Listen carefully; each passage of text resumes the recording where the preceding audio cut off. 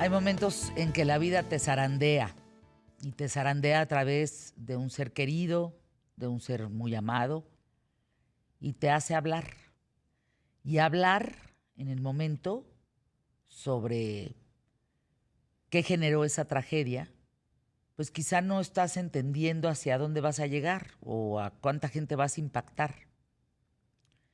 Y cuando te vuelves viral por justamente hablar de lo que le pasó en este caso a Eduardo del Villar a tu hermano, fíjate, un problema personal, una situación, una tragedia de vida, te lleva hoy a ser activista en prevención de drogas y suicidio. A mí eso me tiene muy impresionada. Pero vamos por partes, Eduardo. Llegó al celular de cientos y miles de nosotros un video hace cuánto tiempo, Eduardo. ¿Te acuerdas cuando lo grabaste? ¿Cuándo fue? El 10 de octubre, un mes después justamente del suicidio de mi hermano. El 10 de octubre. Empieza a circular ese video y llega a cientos de miles de celulares. La historia que cuentas en ese video, Eduardo. A ver, cuéntanos del video, para quien no sepa. Se me hace raro que no sepan de lo que estoy hablando, pero habrá uno que otro que esté por ahí desfasado o que no le haya llegado. ¿De qué se trata este video? Claro, Fer, me encantaría poner en contexto un poco al auditorio. Les platico, lamentablemente el 10 de septiembre mi hermano fallece, mi hermano se avienta de un piso 22. Realmente no vamos a saber nunca lo que estaba pasando por la cabeza de mi hermano, pero lo que sí sabemos es que mi hermano había consumido chocongos y alcohol esa noche. Al estar hablando con diferentes especialistas, buscar información, pues como tú dijiste, Fernanda, de todos lados para saber un suceso tan fuerte, tan choqueante, porque al final, digo, en el video explico un poco quién era mi hermano y era de estas personas que tenían una estrella en la vida, que era un triunfador, que si se proponía algo lo lograba. Entonces fue una sorpresa para todos nosotros y por eso yo creo que empecé a hacer este activismo y quitar este tabú, ¿no? Del suicidio, porque decimos en esta familia no va a pasar, esto pasa fuera de aquí, pasa en otros lugares y nos damos cuenta de que no, que cada uno de nosotros somos vulnerables a estar en estas circunstancias y todo se desarrolla a través de una droga que se ha puesto muy de moda, que es el famosísimo chocongo, y por eso es que empecé a alzar la voz, porque realmente no teníamos idea de qué es esta sustancia que nos estamos metiendo con tanta facilidad. Y también sobre el suicidio, ¿no? Que al final el suicidio creo que es un tabú enorme en México y tenemos que empezar a quitarnos ese miedo a hablar para empezar a prevenir y ayudar a más personas. Que como me decía uno de los especialistas, me decía, el mayor problema con el suicidio es el miedo a hablar las cosas. Entonces, pues creo que podemos empezar a salvar a muchísimos jóvenes que tengan un deceso similar a este. Eduardo del Villar, ¿no la viste venir? Te voy a decir, Fer, yo esa noche yo estuve con mi hermano, pasé por él a una fiesta, este, conviví con él, nos reímos, lo dejé en un Uber en su departamento, tuve una llamada todavía a las 3 de la mañana con él, en donde todavía nos escribimos, nos queremos mucho, te amo, un corazón enorme. No hubiera, con la información que yo tenía en ese momento, no hubiera tomado ninguna otra decisión que no tomé esa noche. A ver, ¿qué información sí tenías? Aunque fuera Sabía escueta, que aunque fuera... sí. Sabía que estaba, pues sí, que no se sentía en las mejores condiciones, por eso pasé por él a la fiesta y lo regresé a su departamento. Sabía que había ingerido alcohol, sabía que había, no me dijo lo del chocongo, pero lo suponía por el estado en el que él estaba y todavía yo le hice una broma, pero de haber sabido que se había ingerido el chocongo, tampoco tenía mucha información para tomar una decisión más allá de la que tomé. Lo regresé a su departamento y lo dejé sano y salvo, ¿no? Hasta donde yo tenía entendido. ¿Qué información me faltaba saber? No sabía lo que es un brote psicótico, cómo actúan las personas cuando están en un brote psicótico y las circunstancias a las que puede llegar una persona estando en estos. ¿Cómo recibes esa información? ¿Cuándo la recibes? Al día siguiente, Uy, o sea, tengo una llamada de su roomie y me dice que tengo que estar en el departamento porque no hay nada más que pueda hacer, ¿no? Y yo preguntándole qué era lo que había pasado, si podíamos llamar una ambulancia, en qué podía ayudar, y me dice, pues no, al final no hay nada que hacer, tu hermano está muerto, saltó de la azotea. Es toda la información que yo recibo. Y de ahí, ¿qué Pues pasa la en ti? verdad es que, híjole, creo que fue un shock total. Mi hermano era mi mejor amigo, mi compañero, mi cómplice. Teníamos una relación realmente unida, en donde los dos siempre estábamos en una constante búsqueda de ser mejores personas. Entonces, perder un ser querido de esa manera tan trágico, tan de repente, sin verla venir, como decías, pues es un shock total. A partir de ahí, pues empecé a investigar acerca de esta sustancia, empecé a investigar acerca del suicidio, y la verdad es que no tenemos mucha información. O sea, hice lo que creo que todo tu auditorio haría si le pasa lo mismo. Te metes a internet, te metes a buscar podcasts, hablas con diferentes expertos, pero al final creo que fue una búsqueda constante de empezar a entender qué es lo que había sucedido y por qué había sucedido. Y después, el 10 de octubre, me buscan con esta información para hablar del tema y para realmente empezar a generar una conciencia.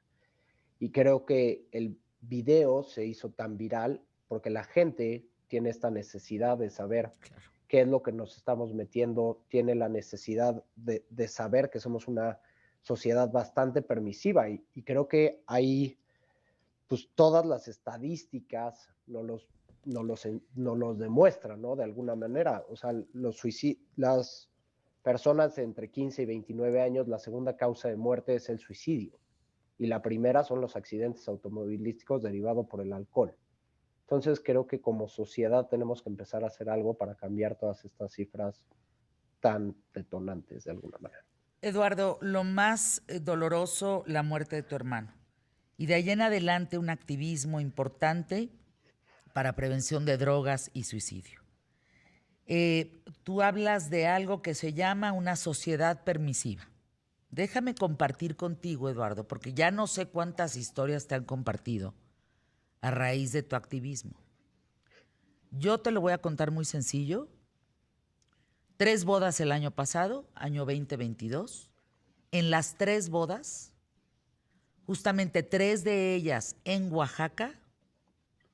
No quiero satanizar Oaxaca, pero la coincidencia es que fueron en Oaxaca, eso es lo único que pongo en la mesa. En las 3 bodas, a partir, no sé, Eduardo, de las 12, 1 de la mañana, empezó a circular unos chocolates. 2 de las 3 bodas, los chocolates traían las iniciales de los novios, y el consumo de aquel chocolatito empezó desde gente de la tercera edad. Yo lo vi, Eduardo, a mí nadie me lo contó. Y están mis hijos también de testigos, y está Jos Álvarez de testigo en una de esas bodas. Empezó a circular esos chocolatitos, te estoy hablando, entre abuelos, tíos, sobrinos, nietos, todos, todos. Si de 500 personas, Eduardo, 20 no consumimos chocongos, fuimos muchas. 20 al grado, Eduardo, de tener que abandonar la boda, primero porque nos corrió la música. La música era inentendible, inexplicable. Nosotros esperábamos, ya sabes, la tornaboda de José José y las Pandoras y Emanuel y Mijares, ¿no? No, pura madre. La música era una cosa terrible. Toda esa gente que te estoy diciendo, toda al unísono, en unos viajes que yo decía, pero la mamá del novio, pero el papá del... Todos, Eduardo, todos. Me atrevo a decirlo públicamente, evidentemente sin decir quiénes eran la boda, dónde se casaron, nada, no. Estoy hablando generalizando de algo, 3 eventos que yo viví. A mí nadie me lo contó. Lo platico porque hoy resulta que las bodas son un foco importantísimo de atención de chocongos. ¿Tú qué sabes al respecto? Pues no nada más las bodas, yo creo que en general cada vez se ha puesto más de moda esta droga, Y yo creo que ahí el tema es la falta de desinformación que tenemos, ¿no? Porque No, la yo, falta de y información, como lo estamos dije, requete desinformados. Exacto. exacto, la falta de información que no sabemos absolutamente nada, o sea, realmente, y en Oaxaca, pues empezaron, los hongos alucinógenos empiezan en Oaxaca hace muchísimo tiempo, que se utilizaban como medicinas. Y estas las utilizaban los indígenas de alguna manera. El problema es cuando llega al narcotráfico, cuando se empiezan a mezclar hongos. Hay 51 tipos de hongos de psilocibinas. Entonces tú imagínate, yo no creo que las personas que están haciendo este producto estén muy interesadas en saber qué hongos se están utilizando. Al revés, ellos quieren un margen. O sea, y ellos, entre más porquería le puedan meter, pues mejor, ¿no? Porque va a ser más barato. Y tampoco creo que estén muy interesados en saber qué es una microdosis y cuánto se puede tomar una persona y en los efectos que van a generar en esa persona en corto y largo plazo, porque también es importante hablar del largo plazo, ¿no? Porque al principio pensamos que no nos va a pasar nada al día siguiente porque pues ya tuvimos una buena noche y hasta ahí acabó. Pero lo que no sabemos es lo que va a pasar en nuestro cerebro en 5, en 10 años, las conexiones que se están A formando, ver, si esto nos va a detonar una depresión, si nos va a detonar ansiedad. estamos con Eduardo del Villar. Eduardo del Villar nos platicaba y en resumen que su hermano se suicida por consumo, pues algo se detona, ¿no? En su cerebro en aquel momento traía chocongos en el cuerpo, traía alcohol, se suicida un 10 de septiembre y Eduardo graba un video para que la mayor parte de esta sociedad permisiva, como él nos describe, pues se alerten de lo que significa el consumo de chocongo. Eduardo, tú consumiste chocongo. Ahora, no tuviste la Sí, reacción que por momentos tienen otras personas. Aquí me interesa muchísimo porque mira, esas bodas que yo te platiqué, pues seguramente al día siguiente las personas traían una crudita ahí como para echarse un chilaquil y santo remedio. Pero no es lo que te causa o sí de la noche a la mañana. Es lo que te detona tiempo después. Porque en el momento te puede potenciar una depresión o potenciar una esquizofrenia. O sea, ¿qué es lo que te hace en el momento? ¿Cuál es el riesgo en el momento inmediato, como en el caso de tu hermano? ¿Y cuál es el riesgo a futuro del consumo de chocongos? claro. Sí, en efecto, yo también los había consumido por esta falta de información, porque realmente, como decías en la boda, pues todas las personas los empezaron a consumir y no es porque no teníamos la información correcta en ese momento, ¿no? Creo que las personas lo consumen por cómo te lo vende la persona de al lado que lo está consumiendo, que en su experiencia pudo haber sido una buena experiencia de corto plazo y no pasó de ahí, ¿no? Y también te agarran con unos tequilas de más, pues también tus decisiones son mucho más difíciles de alguna manera de ser coherentes, ¿no? O de tener ese miedo, pierdes ese riesgo de alguna manera. Pero ¿qué es lo que pasa en tu cerebro con estos famosos chocongos?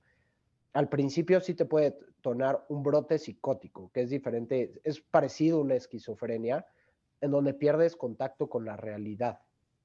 Y justamente pues viene en su nombre, ¿no? Es un alucinógeno.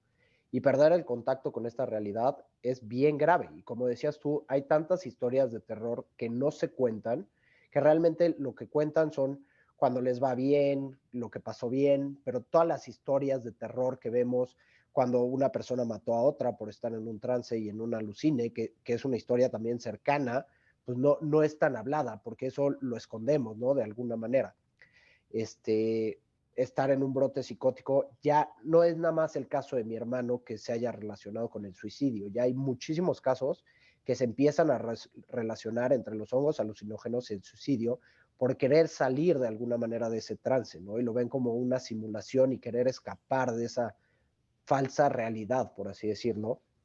Y el problema es que pues estos casos tampoco se están alzando tanto la voz y no sabemos mucho, ¿no? Es, como dije, es una nueva droga en donde no tenemos los estudios suficientes para saber qué nos está pasando en nuestro cerebro, qué es realmente lo que se está afectando y qué es lo que se está detonando y mucho menos qué es lo que nos va a pasar en 5, 10, 15 años. Y eso nos puede detonar, ahora sí, problemas de ansiedad, una depresión, bipolaridad, entonces, realmente estamos jugando con nuestra salud mental, que es gravísimo, y no le estamos dando el enfoque que le deberíamos de estar proporcionando, ¿no? Y todo esto viene desde por qué lo estamos haciendo.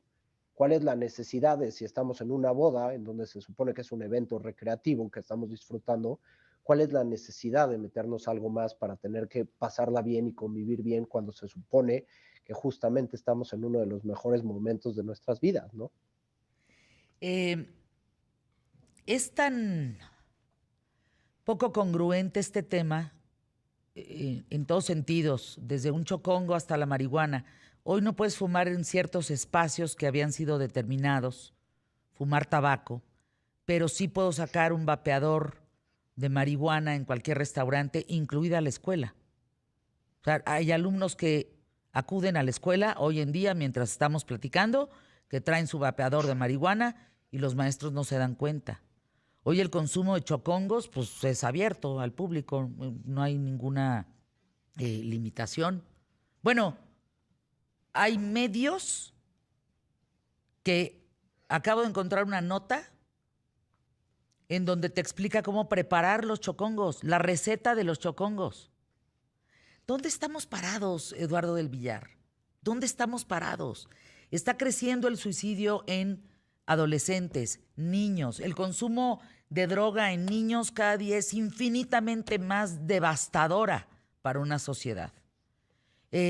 Hoy ya también los abuelos en las bodas consumen sus chocongos, ¿no? Cuando ellos vienen de la psicodelia y de darse cuenta de todo lo que generó en aquellos tiempos, pues el consumo de drogas masivamente.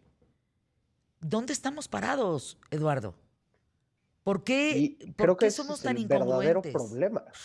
Completamente de acuerdo. Y también cómo vamos nosotros a enseñar a las personas que vienen o a las futuras generaciones, si nosotros, ¿cómo le vamos a decir a alguien no tomes cuando nos ven a nosotros ponernos hasta las chanclas, ¿no? Y lo que dices es realmente serio. Las personas aquí en México empiezan a tomar desde los 9 años. O sea, tú imagínate cómo a un niño le afecta en su cerebro que empiece a tomar alcohol cuando toda la parte del lóbulo frontal se desarrolla hasta los 25 años. Entonces, realmente lo que estás haciendo es que el niño no pueda desarrollar completamente su cerebro y sus habilidades nunca van a poder ser al máximo, ¿no? No va a tener su potencial al máximo. Y creo que es un problema de fondo, que es toda la parte de la salud mental y la salud emocional de por qué estamos haciendo estas cosas y por qué lo estamos permitiendo en las generaciones futuras. Que ahí Ahora, es el verdadero. otro foco rojo importante, y esto como papás, como hermanos. En el caso, por ejemplo, específico de tu hermano, entiendo que le marca a tu papá y luego dice, no, mañana lo vemos. Es decir, también hay focos rojos que nos presentan ellos, los adolescentes, los niños, en fin, que no vemos, que no volteamos a ver.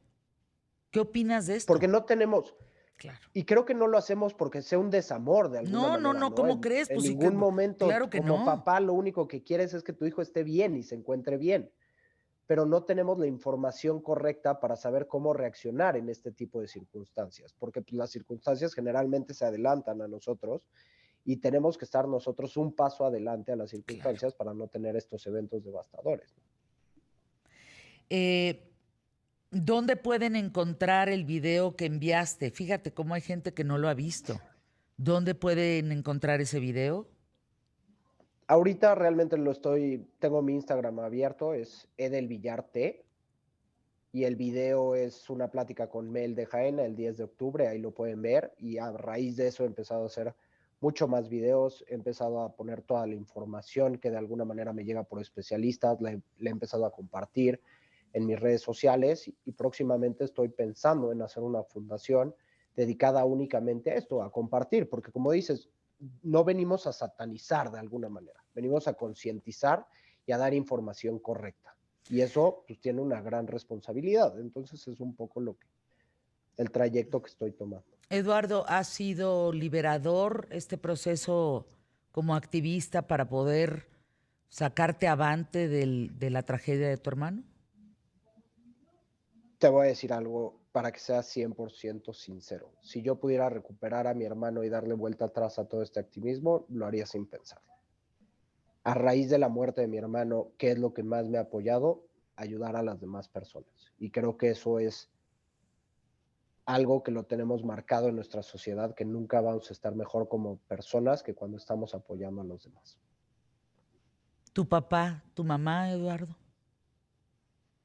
También fue un cambio importante para ellos. Creo que la verdad es que esto ha sido algo sumamente reciente, o sea, no lleva 5 meses el hecho, ¿no? Estamos empezando a encontrar cada quien su camino de alguna manera, pero los tres estamos convencidos en que esto tiene que ser para un crecimiento para nosotros personal y después para empezar a ayudar a la sociedad. Mire, Eduardo, yo ruego como mamá haberle dado a mis hijos las bases claras suficientes para poder tomar buenas decisiones. De eso se trata esto, de tomar una buena decisión. Y que cuando llegue una droga frente a ellos, eh, ellos digan, no, paso, next, el que sigue, yo no. Porque si bien te hace pertenecer o como tú quieras, es yo no. Es tan difícil eso porque al cabo estás dejando esto en el criterio de chavos que no tienen la madurez suficiente. Claro, y creo que ese es un poco de mi activismo también, que puedan aprender de estas historias, de estas tragedias, porque en efecto, pues es una época difícil, ¿no? Toda la parte de la pubertad, de la juventud, y en efecto es eso, ellos van a tomar sus propias Claro. decisiones. Lo que nosotros podemos hacer es darle las herramientas, como dices tú, para que tomen las mejores decisiones, para que sepan decir que no, para que no les importe la presión social, para que su salud emocional sea lo suficientemente fuerte que no tengan que depender de sustancias para querer ser ellos mismos, ¿no? Entonces, creo que es un problema de fondo que se tiene que empezar a tratar desde que son jóvenes, desde que son niños, y ya está empezando a haber movimiento. Sí, eso es cierto. Te invito nuevamente, Eduardo, ten un espacio aquí en ¿Qué tal, Fernanda? Porque mira, por acá, por ejemplo, me explican, pero ya me piden o me sugieren, no satanicen. Digo, híjole, yo te invito nuevamente a hablar de si debemos de satanizar o no este tema. Yo tengo mi punto de vista, pero ya no nos da tiempo. Tú el tuyo, te invito pronto.